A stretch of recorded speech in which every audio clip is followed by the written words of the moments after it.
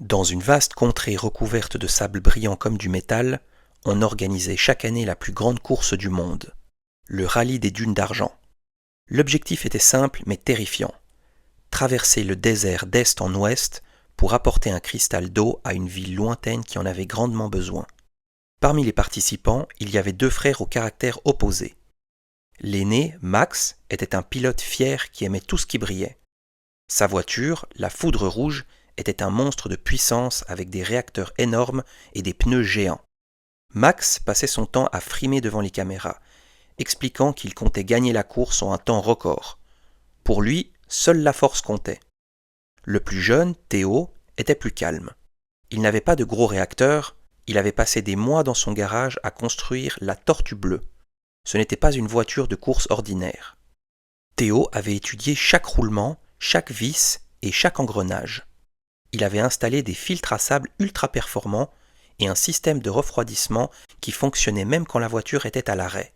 « Théo, tu vas te faire distancer dès le premier kilomètre », riait Max en faisant vroumir son moteur qui crachait des flammes. « Peut-être, » répondit Théo avec un sourire tranquille, « mais mon but n'est pas d'arriver le premier à la moitié du chemin, c'est d'arriver tout court. » Le départ fut donné dans un nuage de poussière. Max s'élança comme une flèche, disparaissant à l'horizon en quelques secondes. Théo, lui, démarra doucement. Il écoutait le ronronnement régulier de son moteur. Il savait que dans le désert, la chaleur est un ennemi qui ne pardonne pas. Et si on force trop au début, le métal fatigue et finit par casser. Après 3 jours de route, le paysage changea. Le sable devint si fin qu'il s'insinuait partout. C'était le sable de lune, une poussière qui colle au moteur et qui le fait chauffer. Théo vit alors sur le bord de la piste une tache rouge. C'était la voiture de Max. Elle était arrêtée, le capot ouvert, dégageant une épaisse fumée noire. Théo s'arrêta à sa hauteur. Max, le visage couvert de suie, donnait des coups de pied dans ses pneus, fou de rage. « Qu'est-ce qui se passe, Max » demanda Théo. « Ce maudit sable, il est entré dans les injecteurs. J'ai voulu forcer pour passer la grande dune et le moteur a surchauffé. Je suis bloqué. » Théo ne se moqua pas. Il passa plusieurs heures sous le soleil de plomb à aider son frère. Il ne répara pas le moteur de Max pour qu'il puisse reprendre la course à toute allure, mais il le nettoya pour qu'il puisse au moins rouler doucement jusqu'au prochain point de contrôle. « Tu devrais ralentir, Max, » conseilla Théo. « Tes pneus sont brûlés. Si tu continues à ce rythme, ils vont éclater avant demain. » Mais Max, une fois le moteur réparé, ne put s'empêcher de vouloir rattraper son retard. « Merci petit frère, mais j'ai une course à gagner !» cria-t-il en repartant en trombe. Théo soupira, remonta dans sa voiture et reprit son rythme régulier. Il ne transpirait pas, et sa voiture non plus. Il surveillait ses cadrans, tout était dans le vert.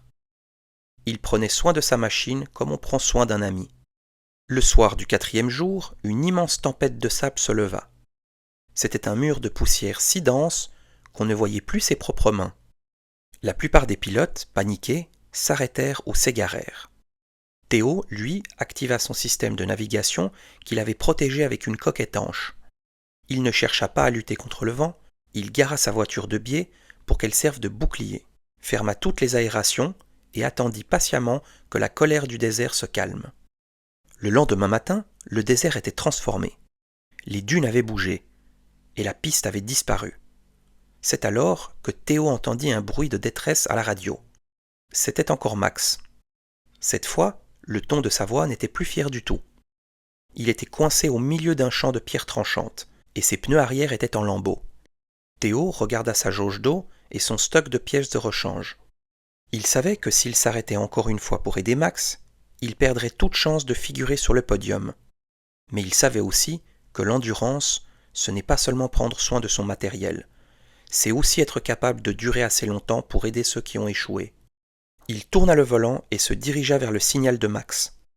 La partie la plus difficile du voyage allait commencer, car devant eux se dressait le Grand Canyon des Miroirs, un endroit où aucun véhicule n'était jamais passé sans y laisser des morceaux de carrosserie. Théo arriva près de la voiture de Max. La Foudre Rouge, autrefois si brillante, était maintenant couverte de poussière et de rayures. Ses pneus géants étaient déchirés par les roches tranchantes. Max était assis sur le sable, la tête basse. Il avait compris que la vitesse ne lui servait plus à rien si sa machine ne pouvait plus avancer. Monte avec moi, dit Théo simplement. On va attacher ta voiture derrière la mienne. On n'ira pas vite, mais on sortira de ce labyrinthe de pierres. C'est impossible, dit Max.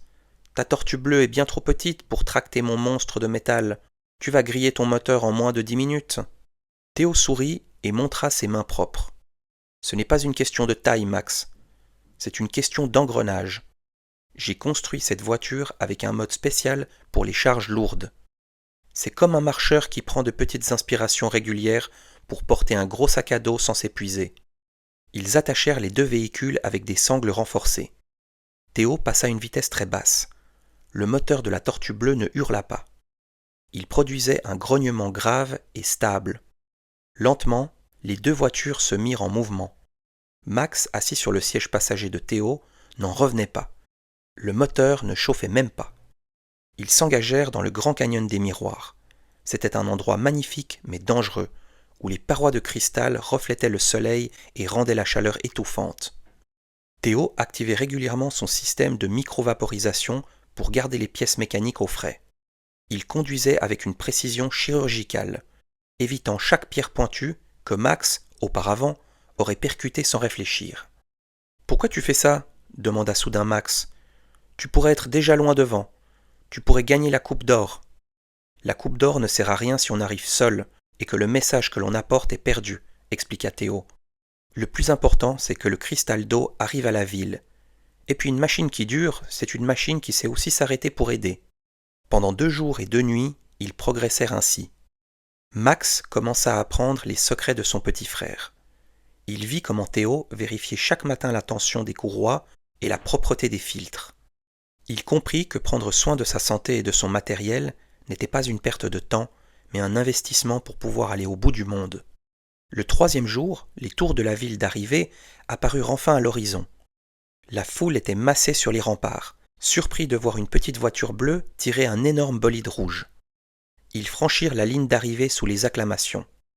Le cristal d'eau fut livré, et la ville fut sauvée de la sécheresse. Le comité de la course s'approcha pour remettre le prix. Il voulait donner la médaille de la vitesse à Max, car il avait été le plus rapide sur la première moitié du parcours. Mais Max se leva, s'approcha du micro et dit « Je ne mérite pas ce prix. J'ai couru comme un lion sur 100 mètres, mais je suis tombé après. La vraie victoire appartient à celui qui sait durer. » Max prit la médaille et la plaça autour du cou de Théo. Le public applaudit encore plus fort. Théo ne se sentait pas comme un héros, juste comme un artisan qui avait bien fait son travail. Sa voiture était encore en parfait état, prête à repartir pour un autre voyage, alors que toutes les autres étaient bonnes pour la casse. Dans la vie, être le plus rapide ou le plus musclé ne sert à rien si l'on ne tient pas sur la durée. C'est en prenant soin de soi chaque jour et en étant patient et en respectant ses limites que l'on finit par accomplir les plus grandes choses. La longévité est la plus belle des victoires, car elle permet non seulement d'atteindre ses objectifs, mais aussi de rester assez fort pour aider ceux qui nous entourent.